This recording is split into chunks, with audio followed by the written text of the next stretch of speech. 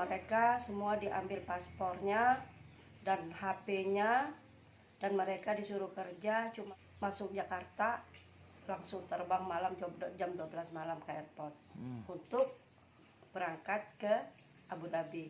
Membantu bagaimana nanti proses pemulangan mereka. Cuman ada hukum dan aturan juga kalau ilegal di sana itu.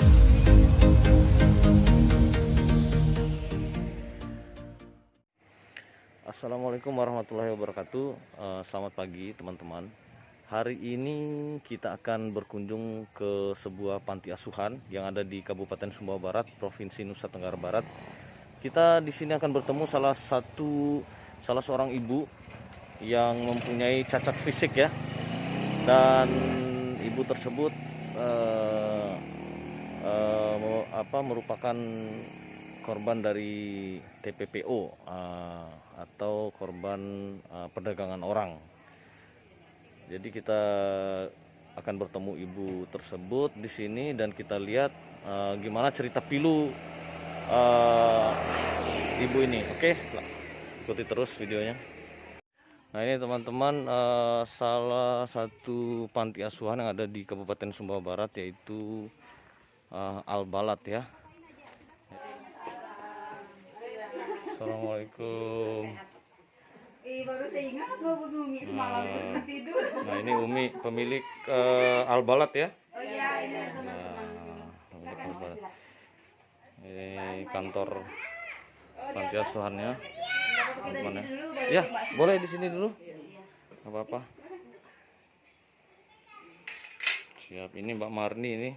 Halo, saya dari Kabar Bumi. Iya, dari Kabar Bumi. Migran Indonesia. Siap. Kita juga sudah satu tim sama Umi ini. Iya. Satgas TPPO Sumbawa Barat. Saya juga tim Satgas TPPO Provinsi. Ini kita naik ke atas.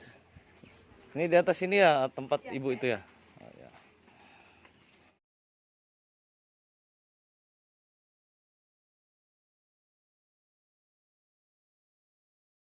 Nah, ayo Bu. Assalamualaikum. Nah ini teman-teman, kita akan wawancara eksklusif dengan yang bersangkutan ya. Jadi gimana prosesnya dari awal dia ditipu dan sampai kakinya diamputasi di sana tuh ya. Iya siap. Nah ini beliau ini ya.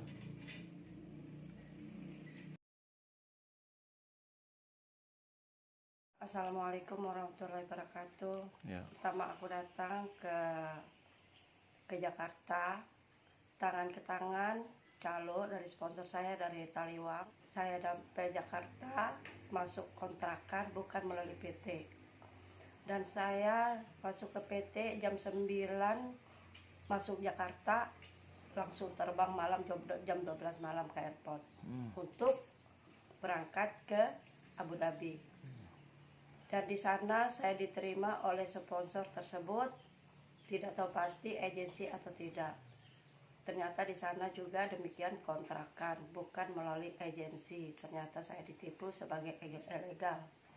Semua sampai di sana, anak-anak negara Indonesia yang tercantum yang sudah kerja, nggak kerja, kumpul di sana ada 35 orang.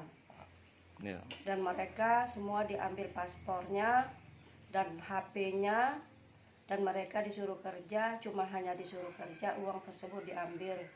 Misalnya kerja 12 hari, 2 minggu sekali, uang tersebut pun diambil oleh sponsor itu. Dan kita nggak pasti dapat majikan, walaupun sponsor itu bilang bisa datang, itu bohong.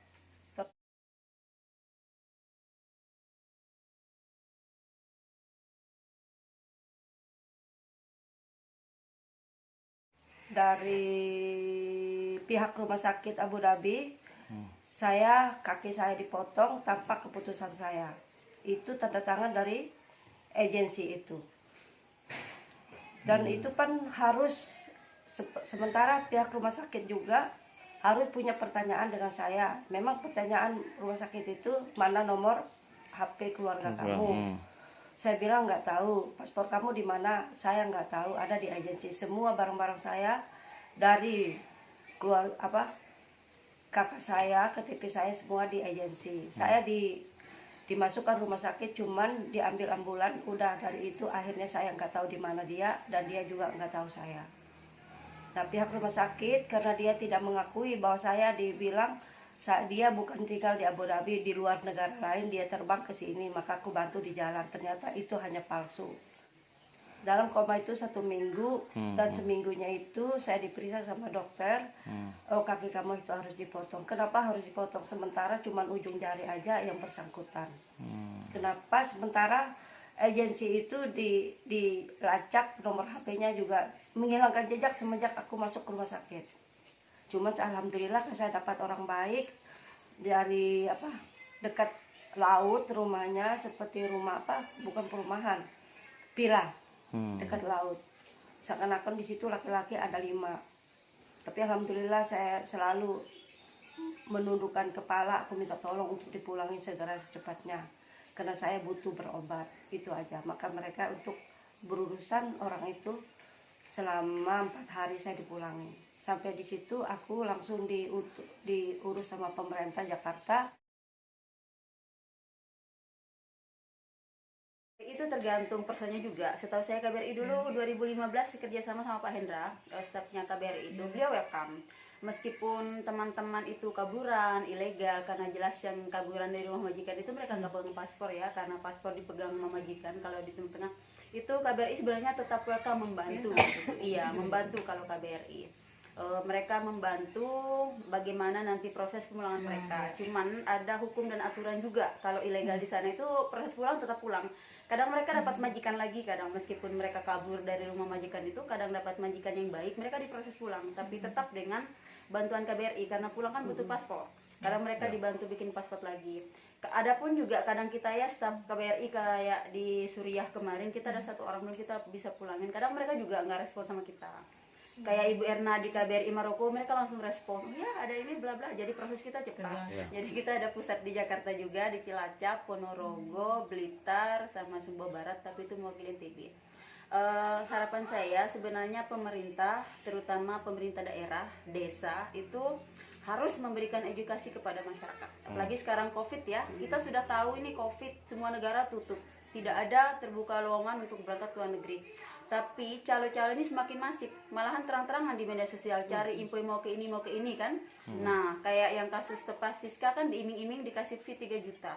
Jadi mereka tergiur, oh ternyata ada pekerjaan. Sebanding dengan kita kesulitan ekonomi. Jadi teman-teman tergiur kan. Nah, jadi berangkat. Sementara berangkat mereka tidak tahu bagaimana cara bermigrasi aman, apakah ini calo PJTKI-nya legal atau ilegal, mereka nggak tahu.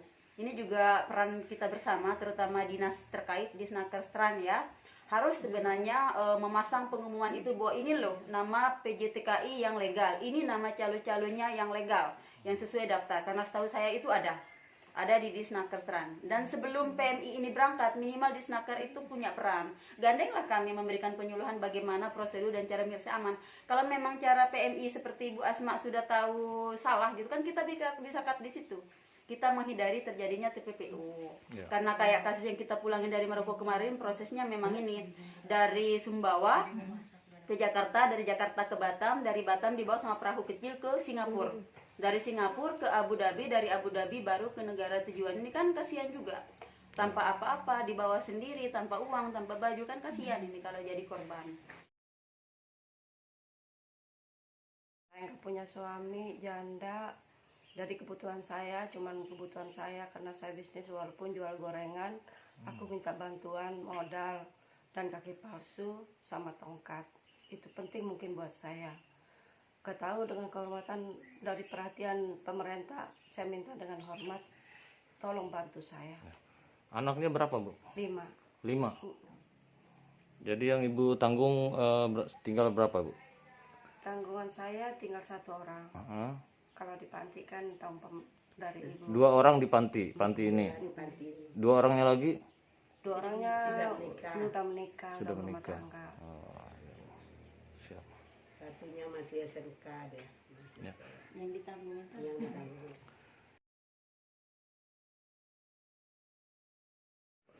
pertama-tama ya saya ceritakan dulu dari awalnya Ibu Ya. Asma ini bisa ke sini. Awal kita menerima telepon dari beliau, ya. Ya. Diterima telepon katanya dia itu nggak sehat. Ya. Ya di Jakarta sudah dipotong kakinya katanya. Kita juga kaget saat itu. Kenapa kok berangkat dari sini sehat-sehat tiba-tiba dia bilang kakinya udah dipotong. Nah, akhirnya kita berinisiatif ini sama anak-anak bagaimana caranya. Katanya dia ini nggak ada uang di sana. Ya. Nggak ada belanja, nggak ada apa, katanya minta. Datanglah anaknya ke sini, anaknya yang paling besar. Minta dikirimin uang mamanya. Ya kita sekedar belanja, mungkin kita kirim 1 juta saat itu pertama kalinya.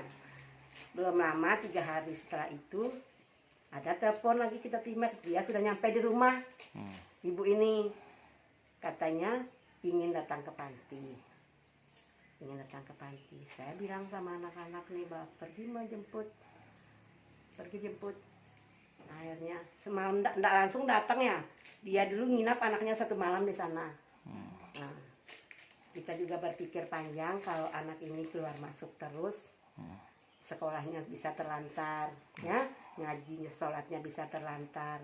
Saya bilang sama ini, kalau bisa mungkin ibunya itu bisa disuruh kemari aja kalau memang enggak bisa anaknya.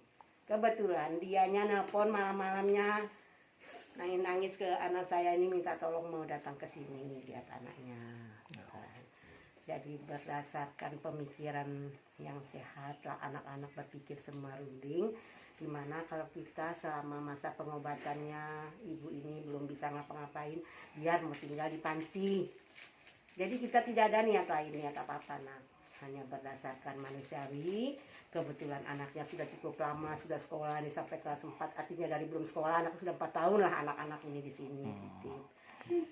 Dengan ringan hati kita berangkat jemput beliau ke rumah. Ini sendiri, maaf anak ya, dengan keterbatasan kami di panti. Kami juga memelihara 30 lebih anak yang kita harus sekolahkan. Harus menampung biaya mereka makan, minum, sakit, biaya transportasi sekolah, segala macam lah. Nah, saya sendiri pribadi mungkin tidak bisa sempurna mengurus ibu ini.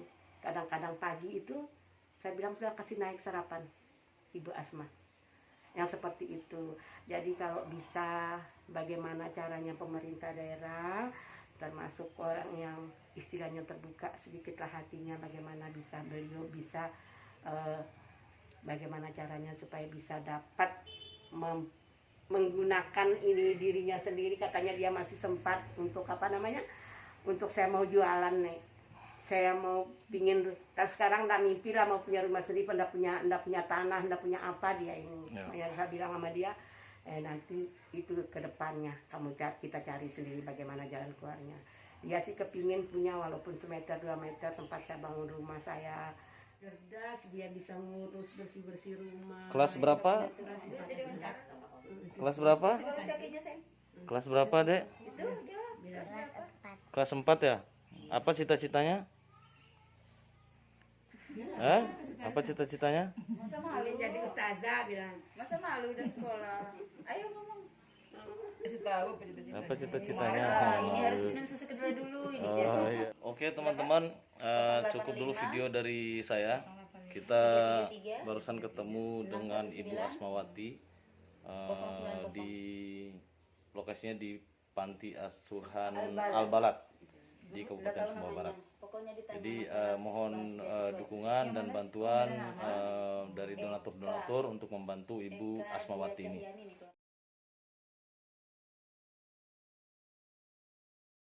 Kelas berapa, Halimah? Ayo, enggak apa-apa.